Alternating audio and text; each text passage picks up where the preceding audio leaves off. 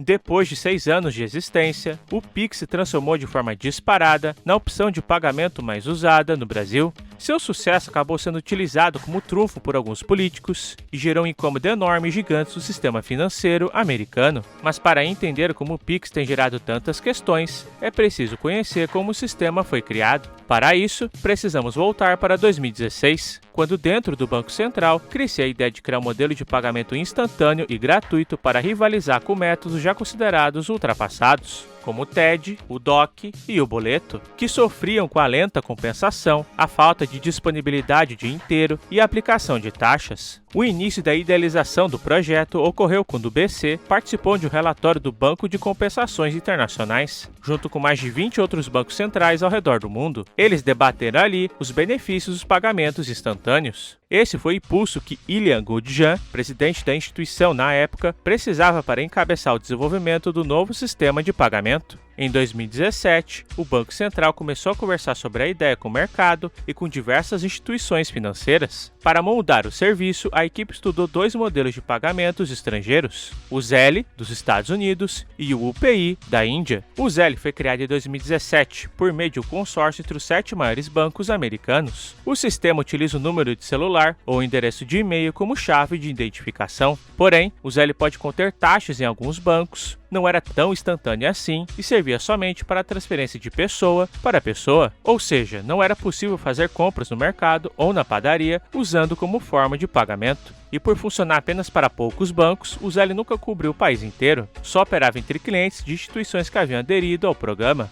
Já o UPI foi lançado na Índia em 2016, por meio de uma aliança entre o Banco Central Indiano e bancos locais, nascendo como uma iniciativa para reduzir o uso de dinheiro físico no país.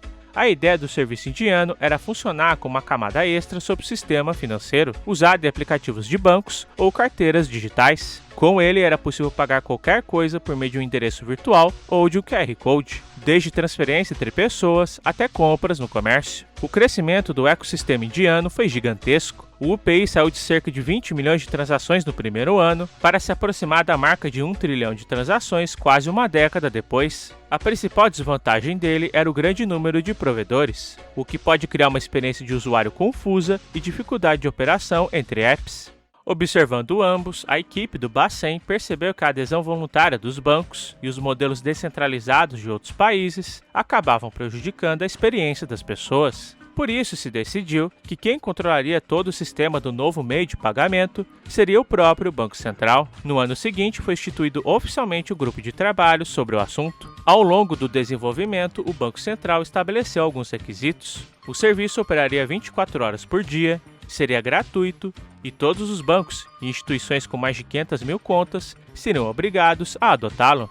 Em 2019, o BC passou a ser presidido por Roberto Campos Neto, que deu andamento ao projeto. Engenheiros e servidores do Banco Central, como Carlos Eduardo Brant e Breno Lobo, chefiaram a equipe no seu momento mais importante, a criação do que seria o cérebro do modelo, o sistema de pagamentos instantâneos. O SPI funcionava da seguinte forma: ao confirmar um pagamento, o banco do pagador envia a ordem criptografada ao sistema do BC. O sistema realiza a liquidação financeira em milissegundos, debitando da conta da instituição de origem e creditando imediatamente na conta do banco recebedor. Depois de 4 anos de muito trabalho, o BC enfim estava pronto para lançá-lo. Em fevereiro de 2020, a instituição anunciou oficialmente o Pix. O sistema começou a operar de fato em 16 de novembro daquele mesmo ano. A partir dali, os brasileiros poderiam usar chaves como o número de celular, CPF, CNPJ ou e-mail para transferir dinheiro e pagar contas em segundos, usando apenas o celular, links ou QR Codes. Logo nas primeiras semanas, o Pix superou todas as expectativas. No segundo mês de funcionamento, já haviam sido registradas mais de 100 milhões de chaves. Apenas um ano após a estreia, já era o modelo de pagamento mais usado do país, acumulando mais de 7 bilhões de transações. O Pix mudou completamente a dinâmica da economia brasileira, promovendo a inclusão financeira de milhões de pessoas. Facilitou a vida de trabalhadores informais, feirantes, pequenos empreendedores e ambulantes.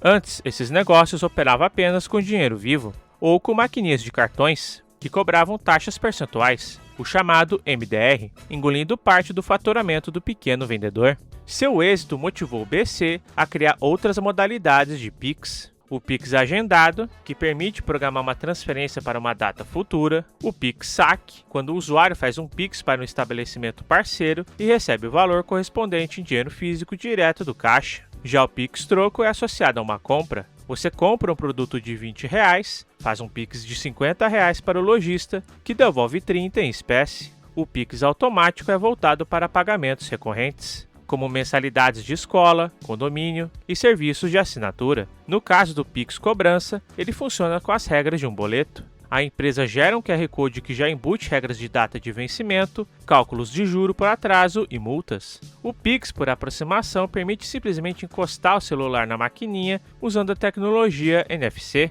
Já o Pix parcelado é uma modalidade focada em crédito, que permite compras parceladas por meio do ecossistema Pix. Por fim, o Pix Garantido, com previsão de lançamento para 2027, é uma modalidade que funcionará como uma espécie de crédito consignado para autônomos e pequenos empresários. O triunfo do serviço ter chamado tanta atenção internacionalmente que influenciou governos como dos Estados Unidos e da África do Sul a tentarem lançar suas próprias versões. Países como Argentina, México e Costa Rica precisaram reformular seus sistemas para tentar replicar esse sucesso. Outros estão em contato direto com o Bacen, como por exemplo a Colômbia e o Equador, para estudarem o Pix, inclusive especulando adotar as mesmas políticas de obrigatoriedade bancária e gratuidade do BC. O Banco Central tem atuado para conectar o sistema a diversas redes de pagamento. Além da recente integração com a gigante chinesa UnionPay, já existem negociações em andamento para conectar o Pix diretamente aos países europeus.